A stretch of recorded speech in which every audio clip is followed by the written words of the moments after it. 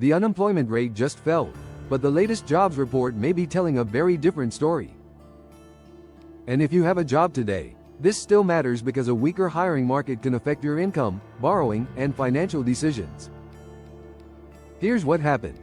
Payrolls fell by 23,000 in July, while May and June were revised down by a combined 103,000 jobs.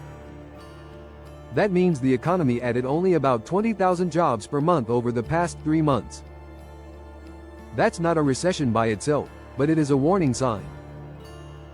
The headline unemployment rate looks better, dropping from 4.2% to 4.1%, its lowest level since June 2025.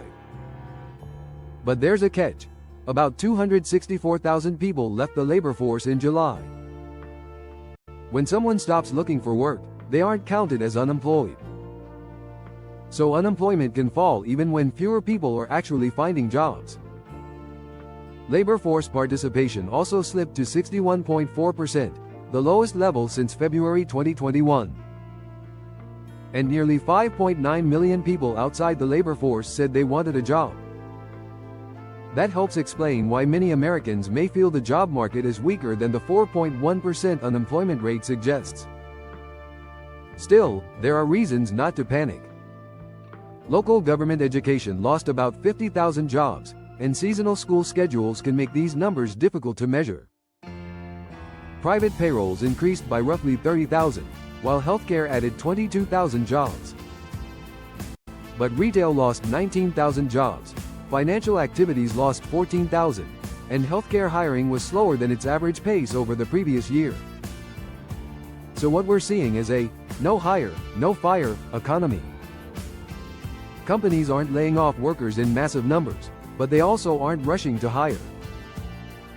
That can be especially painful if you lose your job, because finding the next one could take longer. Wages are cooling too, with average hourly earnings rising just 2 cents in July to $37.62. That's a 3.2% increase from a year earlier. Slower wage growth isn't necessarily bad if inflation is falling, but inflation is still above the Federal Reserve's 2% target. That leaves the Fed facing a difficult balancing act. Weak hiring could eventually support lower interest rates, while stubborn inflation gives policymakers a reason to move cautiously. And that creates another problem. Markets can react positively to weaker jobs data if investors expect rate cuts, but deeper economic weakness could eventually hurt company profits and household incomes. So instead of trying to predict the next Fed move, focus on what you can control. First, strengthen your emergency fund while your income is steady. Add up your essential monthly expenses and figure out how many months your current savings could actually cover. A common target is 3 to 6 months of essential expenses, but your personal situation matters more than any rule of thumb. Second, be careful with new high-interest debt. Before taking on a car payment, furniture loan, or other optional expense, ask yourself whether you could still afford it if your income dropped by 20 or 30%. Third, prepare for a job search before you actually need one. Update your resume, document your accomplishments, reconnect with former coworkers, and watch current job listings to see which skills employers are demanding. If artificial intelligence is changing your industry, learn how to use those tools while showing the human judgment that still adds value. Fourth, don't panic sell your investments because of one jobs report. Markets react to expectations, and a weak economic headline can sometimes push stocks higher if investors expect lower interest rates. Instead, match your investments to when you actually need the money. If you're decades from retirement, you may have more time to handle market swings. But if you're close to retirement, make sure you know where several years of essential expenses would come from during a major downturn. Finally, prepare for interest rates to move in either direction. Savers should track when CDs and Treasury securities mature, while borrowers should compare refinancing fees against the actual monthly savings. The next few reports will tell us whether July was a temporary distortion or the beginning of a bigger trend.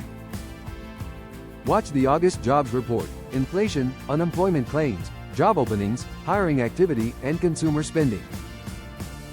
For now, the July report is a warning, not a prediction. Unemployment is still relatively low, layoffs remain restrained, and several industries continue adding jobs. But payrolls fell, previous months were revised lower, labor force participation declined, and hiring is becoming harder for many Americans. You don't need to predict a recession to prepare for uncertainty. Build some cash, avoid expensive debt, strengthen your career options, and make sure your investments match your timeline.